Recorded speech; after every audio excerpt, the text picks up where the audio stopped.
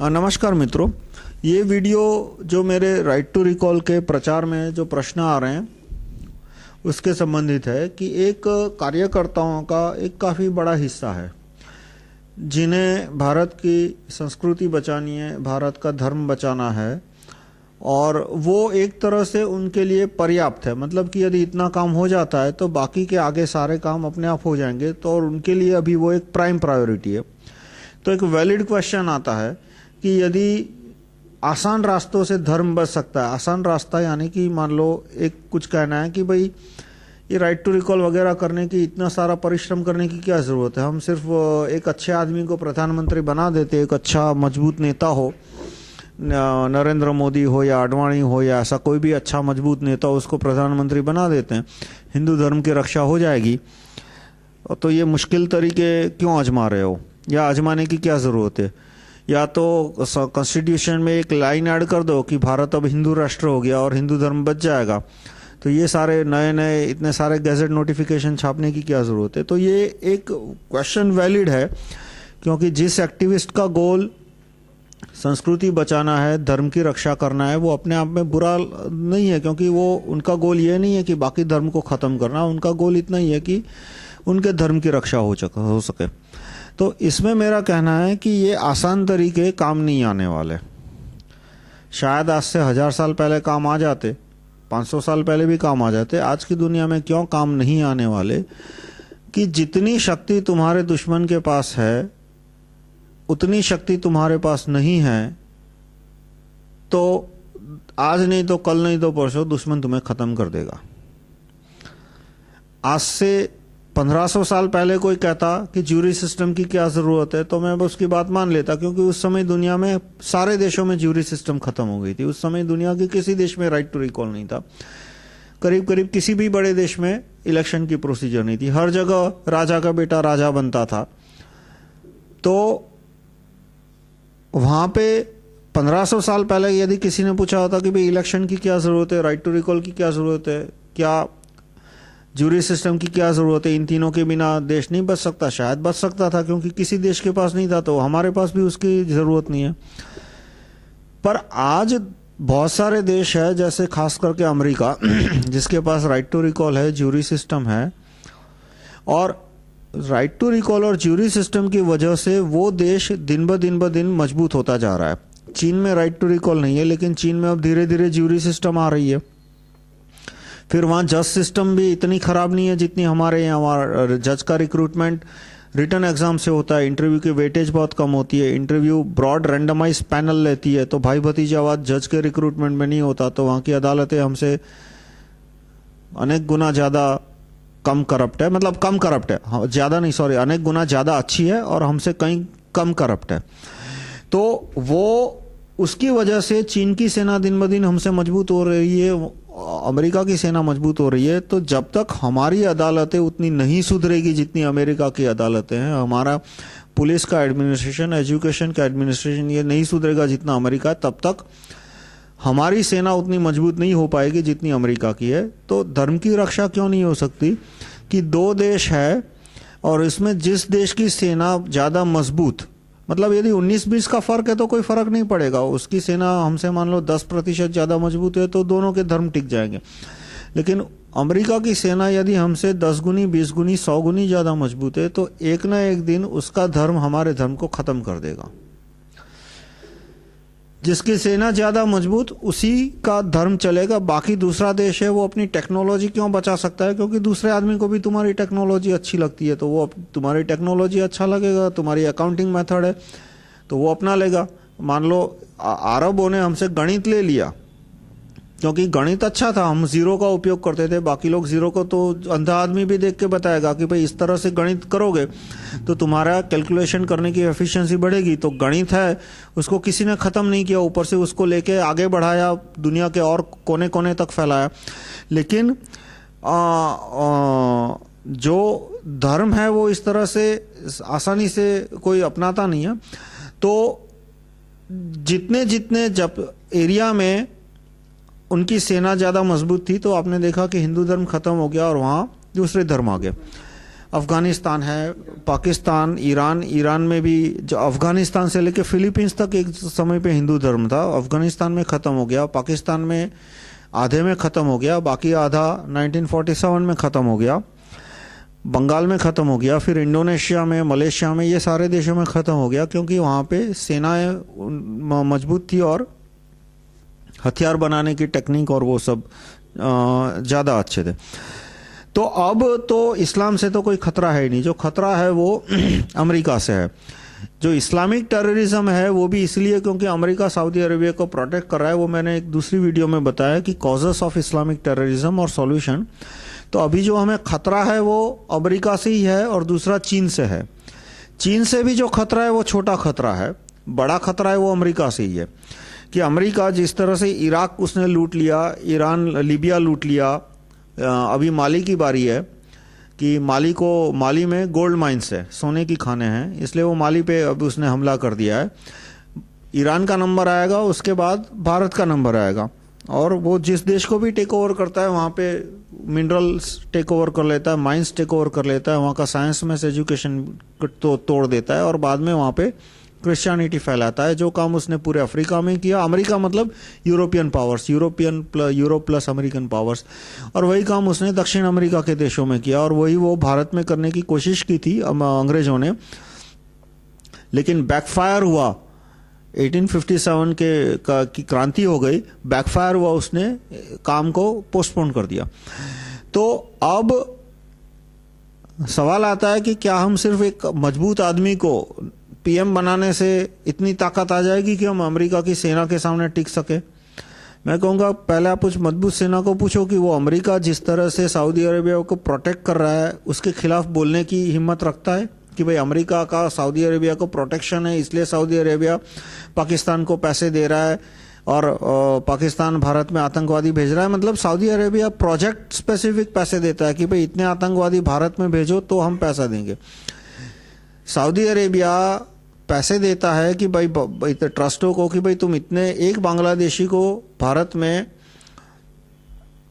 I card और वो voting card और राशन कार्ड निकलवाने के उसको तहसीलदार को 5,000 देने पड़ते हैं। तो बांग्लादेशी के पास 5,000 नहीं है, वहाँ कोई ट्रस्ट है वो 5,000 देता है, तो ट्रस्ट के पास भी 5,000 कहाँ से आ रहे हैं? वो सऊदी अरेबिया से आ रहे हैं। तो कहने की वो जो मजबूत नेता है उसके में कहने की हिम्मत है कि भाई सऊदी अरेबिया इस तरह से भारत में बांग्लादेशी घुसाने की कोशिश कर रहा है और हम सऊदी अरेबिया से नहीं लड़ रहे या पाकिस्तान से नहीं लड़ पाते क्योंकि अमेरिका का प्रोटेक्शन है पाकिस्तान को। तो और वो पॉसिबल भी नहीं है क्योंकि उसने कोशिश की तो दूसरे दिन सुप्रीम कोर्ट के जज उसको जेल के सलाखों तक तो पहुंचा दिया, सलाखों के उस पार कर देंगे। जो मल्टीनेशनल कंपनियों की लॉबी है उन्होंने सुप्रीम कोर्ट के जजों को खरीद कैसे लिया है कि सुप्रीम कोर्ट के जज के जो वकील के बेटे हैं, वकील है सबके सब, भतीजे बेटे भांजे जो भी है, और मल्टीनेशनल कंपनियां उनके भांजे भतीजे बेटों को करोड़ों रुपया हर साल फी देती है, इसलिए वो सब हाईजैक हो चुके हैं।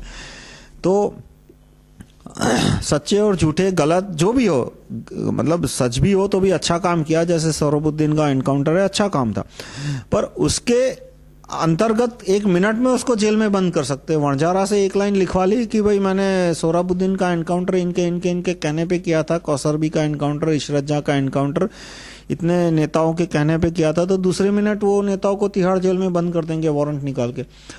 तो ये सोचना कि एक आदमी को हम बहुत बड़ी पोजीशन दे देंगे और उससे देश इतना मजबूत हो जाएगा कि अमेरिका की सेना की टक्कर ले सके और हिंदू धर्म बच जाएगा, संस्कृति बच जाएगी, वो गलत है।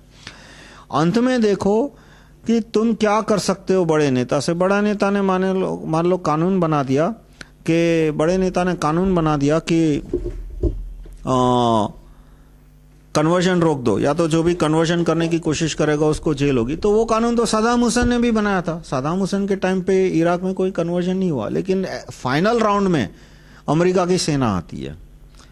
अब अमेरिका की सेना के सामने सद्दाम हुसैन टिक नहीं पाया तो सद्दाम हुसैन भी खत्म हो गया, उसके सारे कानून भी खत्म हो गया। आज 15% इराक की आबादी क्रिश्चियन हो गई और दिन ब दिन ये परसेंटेज बढ़ रहा है।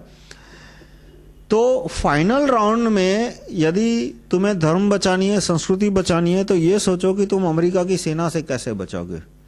बाकी सब तुम बोझ रोक सकते हो, तुमने ये रोक दिया है, वो रोक दिया, पर अमेरिका की सेना आएगी तब तुम यदि नहीं बचोगे तो तुम नहीं बच सकते। और कितनी भी मजबूत मान्यताएं हो वो तुम्हें सेना से नहीं बचा सकती। जैसे मैं एक एग्जांपल दूं कि सोमनाथ पे जब अटैक हुआ तो ये इन्फॉर्मेशन मिली थी सोमनाथ के जो साधु संत वहां पे थे कि भाई गजनी इतनी बड़ी सेना लेके सोमनाथ मंदिर को लूटने आ रहा है। और तो साधुओं को तो लोगों ने बोला कि भाई क्या करे इसका। तो कुछ लोग होंगे हमारे जैसे नास्तिक या जो भी कहो कि भाई इतना सारा सोना है, हम आधा सोना बेच के मतलब बदले में हथियार खरीदते हैं, आसपास के लोगों को हथियार देते हैं और उनसे लड़ने की कोशिश करते हैं, लेकिन उसमें तो क्या होगा कि मंदिर का आधा सोना है वो दे देना पड़ेगा हथियारों के बदले में। तो साधुओं को सोना नहीं देना था, तो उन्होंने एक मान्यता फैला दी कि गजनी की सेना आएगी तो शिव अपना तीसरा नेत्र खोलेंगे, क्योंकि ये मंदिर खुद शिवजी ने बनाया है। ऐसा कहा जाता कि सोमनाथ के मंदिर में उस समय ये मान्यता थी कि उस मंदिर का पत्थर शिवजी ने खुद रखा था। तो क्योंकि ये मंदिर शिवजी का खुद का बनाया हुआ मंदिर है, इसलिए शिवजी प्रकट होंगे, तीसरा नेत्र खोलेंगे और गजनी की पूरी सेना भस्म हो जाएगी। ये मान्यता उन्होंने रखी थी। और ऐसा कहा जाता है कि 16 बार गजनी की सेना ने लूटा और 16 बार इसी मान्यता के आधार पर कि भाई भगवान शिव 3 बार नहीं आए तो कि 3 बार नहीं आए लेकिन चौथी बार आएंगे, भाई 4 बार नहीं आए तो कि 4 बार नहीं आए लेकिन 5वीं बार तो आएंगे ही आएंगे।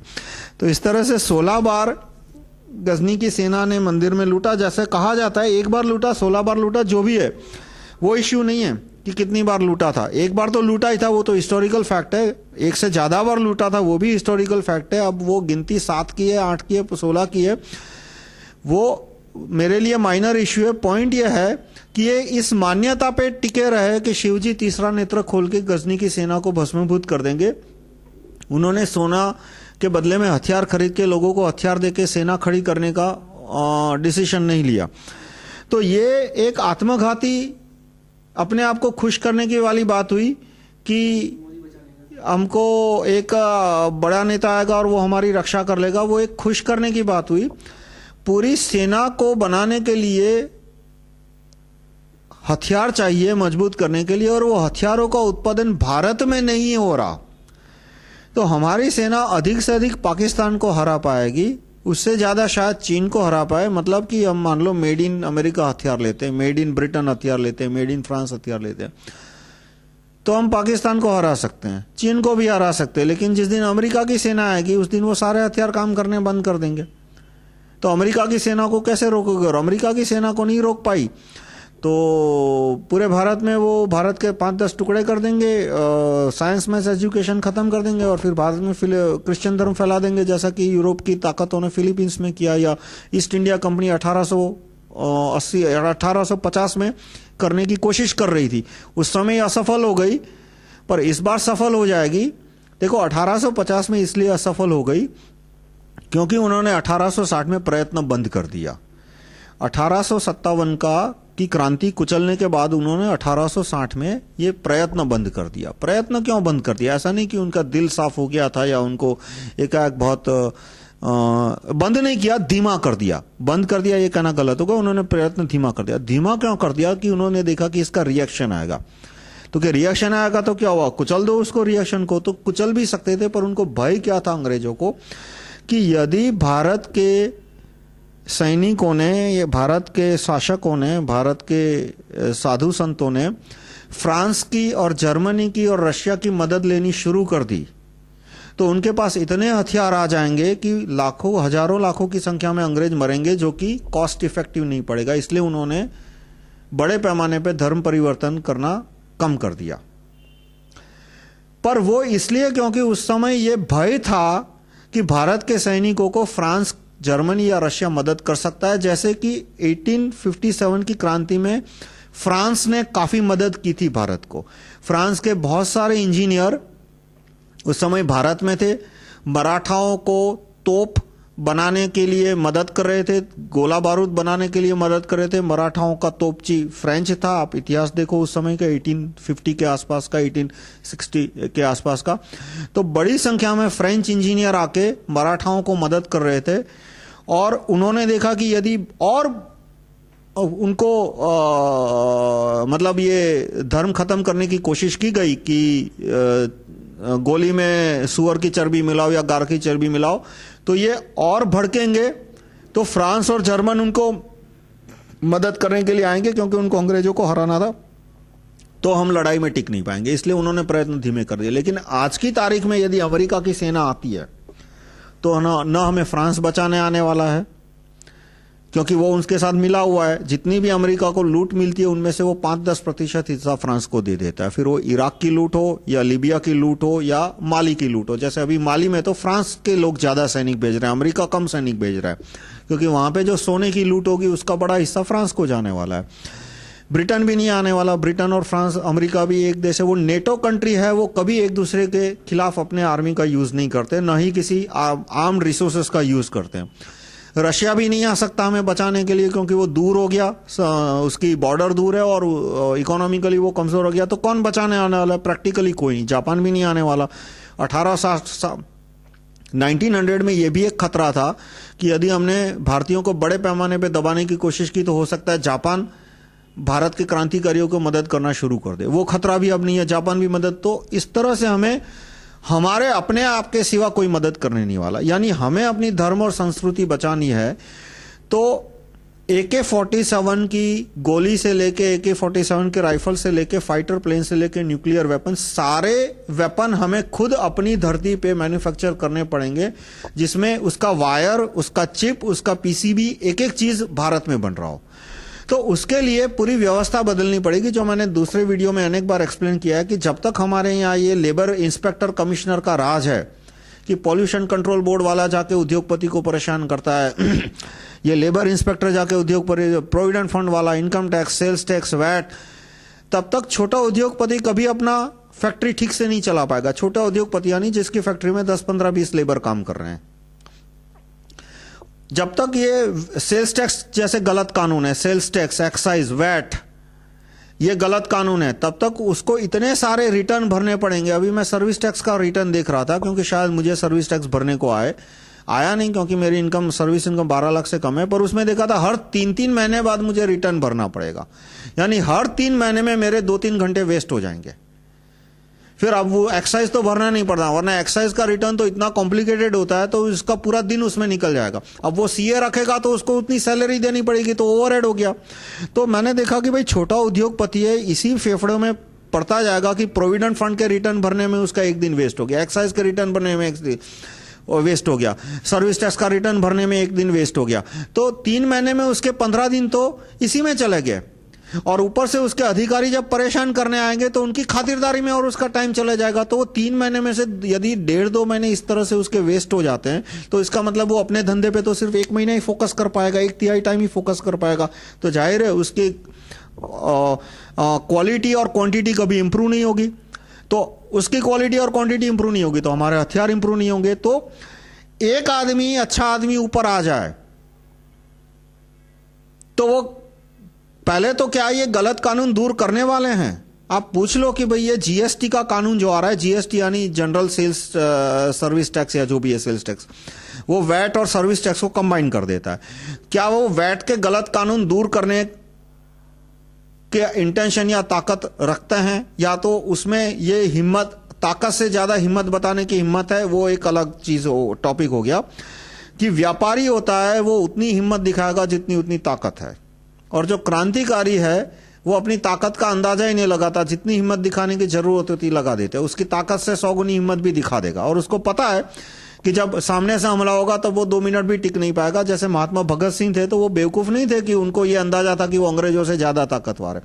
उनको पता था कि जब अंग्रेज आएंगे तो वो 2 मिनट भी नहीं टिकेंगे, लेकिन जितनी हिम्मत थी उतनी पूरी की पूरी हिम्मत उन्होंने दिखा दी।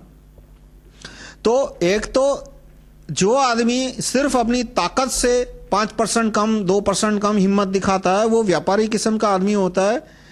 वो कभी बड़ी ताकत के सामने लगेगा ही नहीं, और वो बड़ी ताकत से सामने लगा तो तभी लगेगा जब उससे 4 गुनी बड़ी ताकत मदद करने को तैयार हो।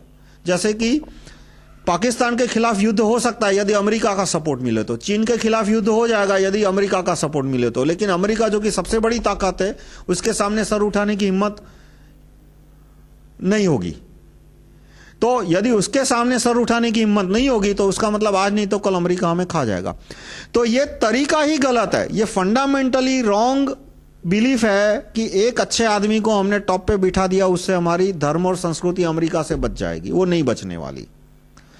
वो जिस तरह से अफ्रीका में यूरोप की ताकतों ने धर्म खत्म कर दिया, उनके जो भी स्थानिक धर्म थे, लैटिन अमेरिका में खत्म कर दिया जो भी उस समय उनके जो स्थानिक धर्म थे, ऑस्ट्रेलिया न्यूजीलैंड में करीब करीब खत्म कर दिया, और भारत में भी खत्म करने की कोशिश की। वो जो मैंने आपको बताया कि दूसरे देशों से युद्ध की मदद आने का भय था, इसलिए वो कोशिश 1860 में धीमी कर दी। वो भय अब खत्म हो गया, इसलिए वो पूरी ताकत लगाएंगे और उनको रोकने के लिए एक ही तरीका है कि हम अपनी सेना को मजबूत करने के लिए जो भी जरूरी कानून है वो गैजेट में छापना शुरू करें, उन कानूनों का प्रचार हम आज करना शुरू करें। इस उम्मीद पे न बैठे रहें कि एक कल की पुरुष होंगे और उस कल की पुरुष को हम टॉप पे बिठा देंगे तो वो सारा तो वो धर्म की रक्षा कर पाएंगे। ये संभव नहीं है। धन्यवाद।